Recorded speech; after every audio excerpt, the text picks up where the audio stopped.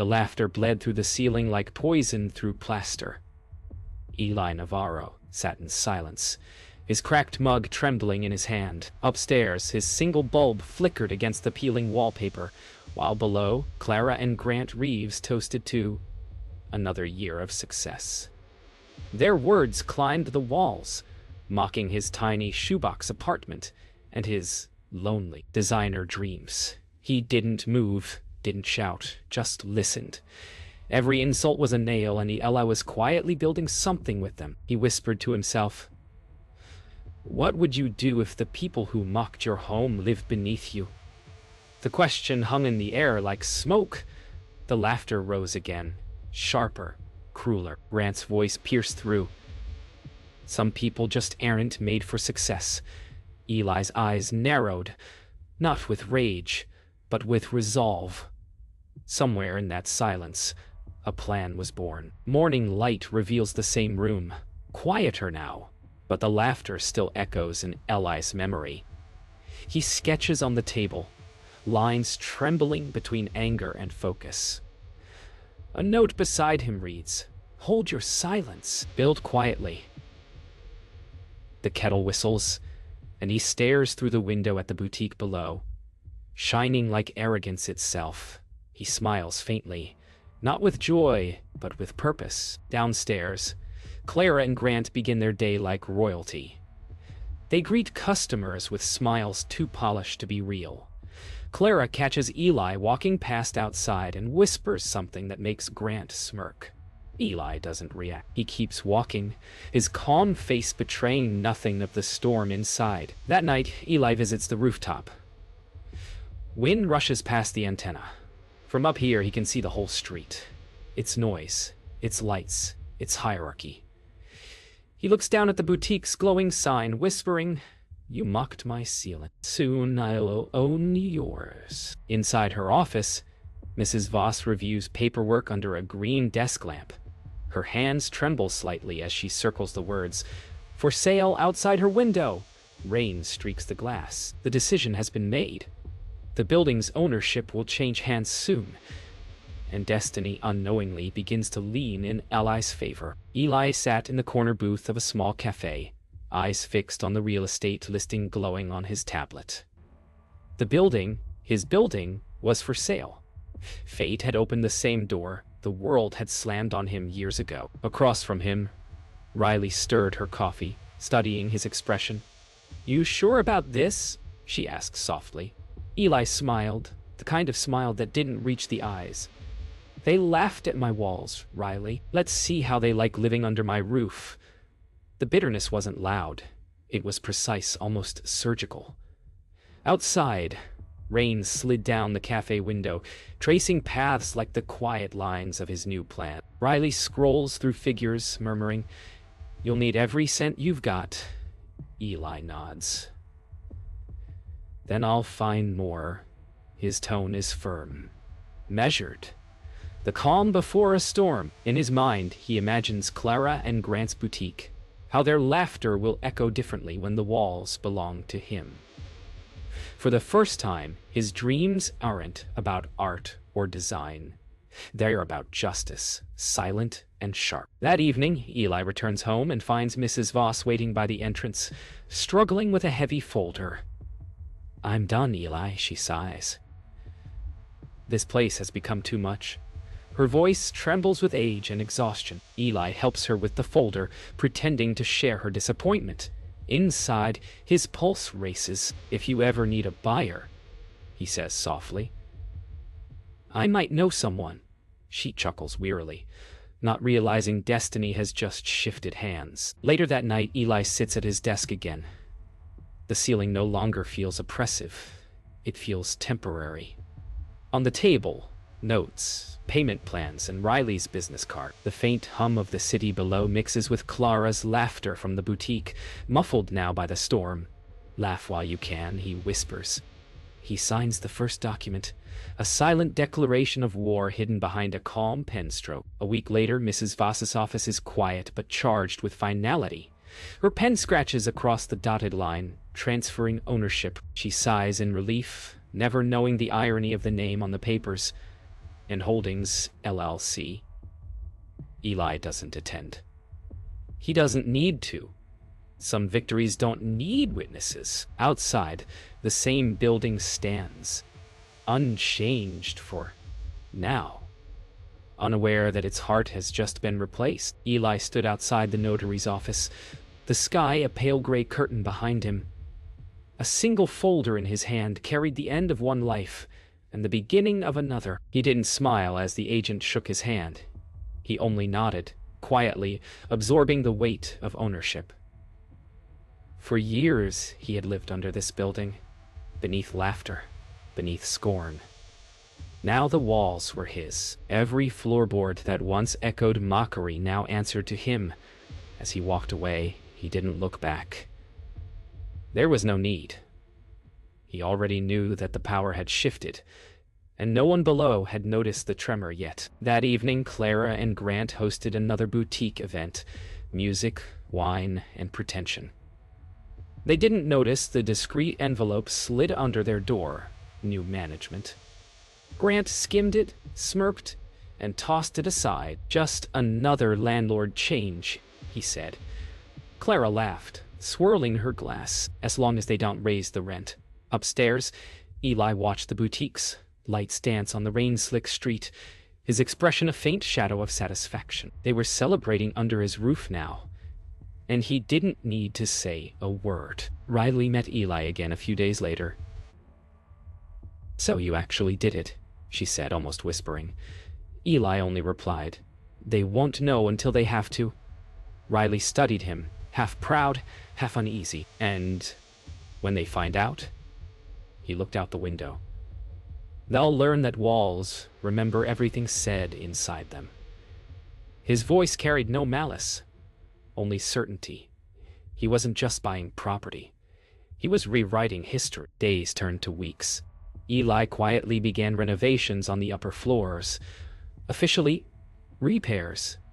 But in truth, disturbances designed to shake the boutique's comfort. Drills during morning openings, scaffoldings blocking their window displays, permits signed by the very man they mocked. Downstairs, Clara fumed. Grant cursed the idiot landlord. Eli simply approved another round of necessary construction. His revenge was methodical, every inconvenience delivered with a polite letterhead. Late at night, Eli stood by his window as the lights of the boutique finally went dark. The city hummed softly beyond the rain-slick glass. He didn't need applause. Silence was enough. He thought of every word they'd thrown at him, every sneer, every laugh, and realized none of it mattered now. The building was his. Their arrogance had built the very stage of their downfall, and soon they'd hear the echo of their own laughter fade into eviction. The first letter arrived on a Tuesday. Notice of rent adjustment, it read, stamped in formal ink. Clara's painted nails trembled as she skimmed the document, disbelief darkening her face. "This can't be right," she hissed. Grant snatched it, reading aloud the new rate, his smirk fading line by line. Upstairs, Eli poured himself a quiet cup of tea. The pipes rattled faintly.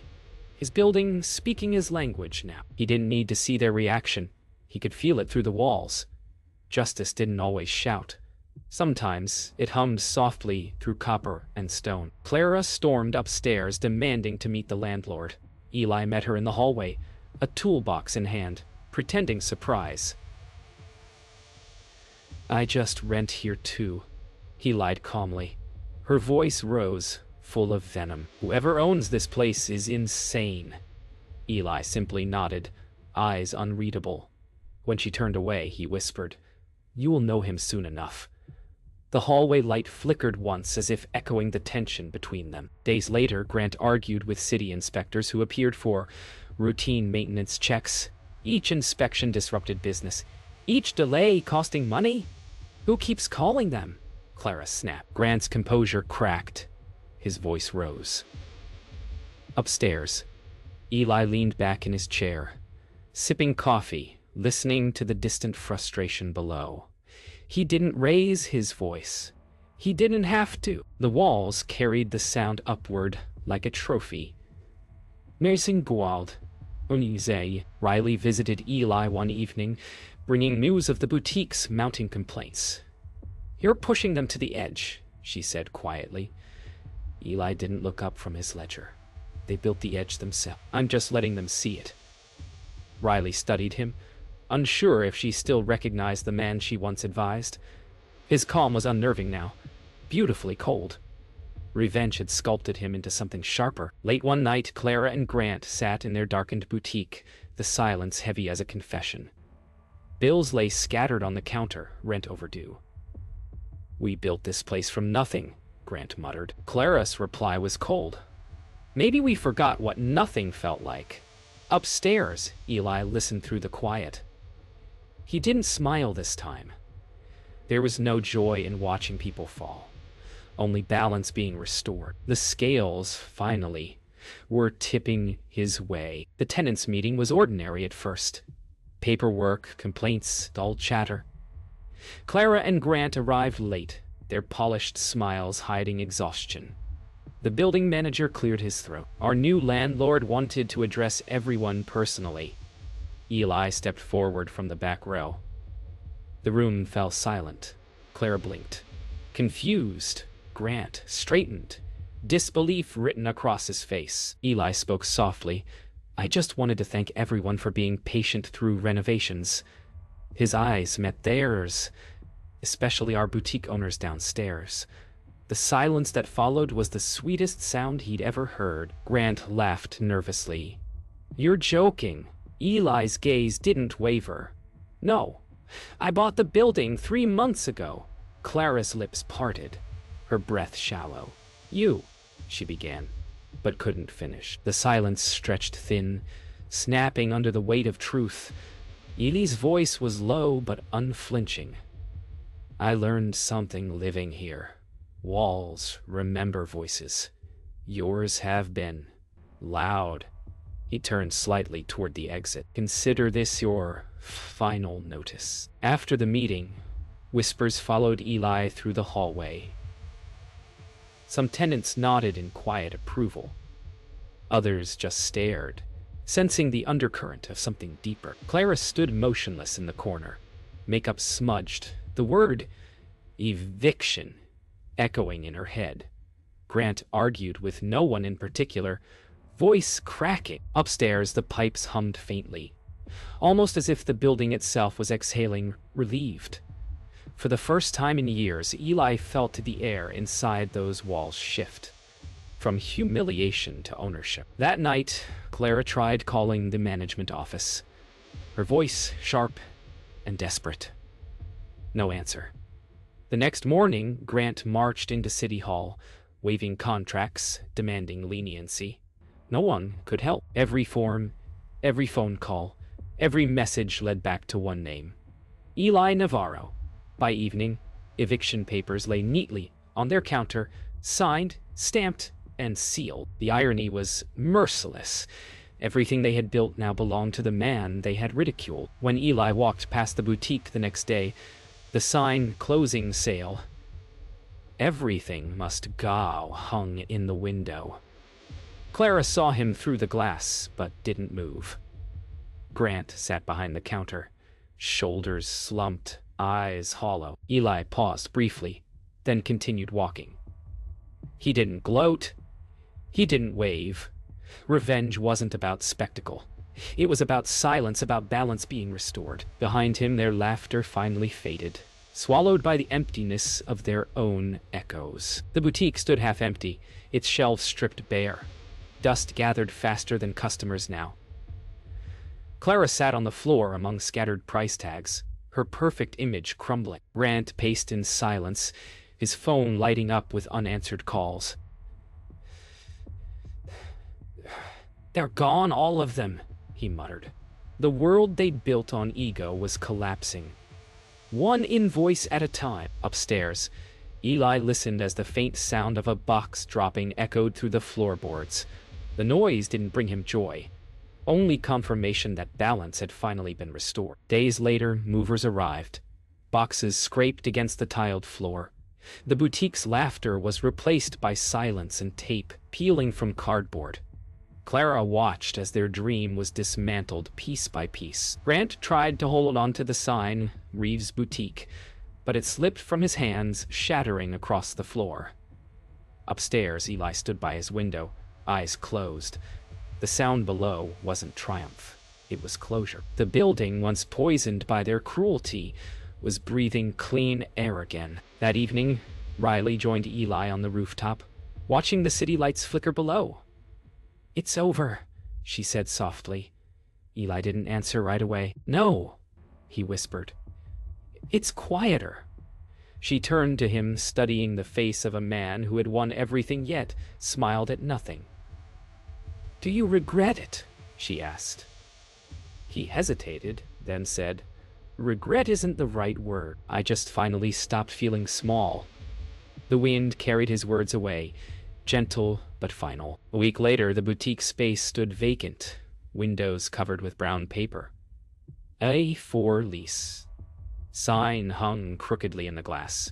People passed by without noticing. Inside, the echo of laughter was gone, leaving only the faint scent of dust and old perfume. Eli walked through once, quietly, tracing a hand along the counter where he used to hear their mockery. "Funny," he murmured. "How quiet it gets when arrogance leaves." Clara and Grant left quietly. A single moving truck, a short argument, then silence. They didn't look up at the building as they drove away. Eli watched from the rooftop again, rain falling lightly on his shoulders. He didn't wave. He didn't need to. The walls that once carried their laughter now belonged only to him. For the first time, the air felt peaceful. Revenge wasn't victory. It was equilibrium. The building was different now. Renovated, calm, breathing freely again. Eli stood by the window of his new penthouse, the same space that once trembled beneath mockery. Below, the city pulsed with life, unaware of the story hidden in these walls. The laughter that once haunted his nights had faded into memory. He poured himself a glass of whiskey, his reflection in the window staring back. Stronger, colder, but not entirely content. "Taiwan," he whispered to himself. Yet the silence that answered him felt heavier than before. Victory, he realized, had an echo too. Riley visited one last time. She looked around, impressed. "You've changed this place," she said softly. Eli smiled faintly. "The walls remember less now." She placed her hand on his shoulder. "And you," he hesitated. "I remember everything." The two stood in silence, not as allies or avengers, but as survivors of a quiet war. Outside, thunder rolled distantly, soft, tired, and far away. Later, Eli walked through the empty boutique below. Dust had settled, but faint traces of perfume lingered in the air, a ghost of what once was. He touched the wall where Clara's framed photos had hung. The paint beneath was brighter, untouched by time or sunlight.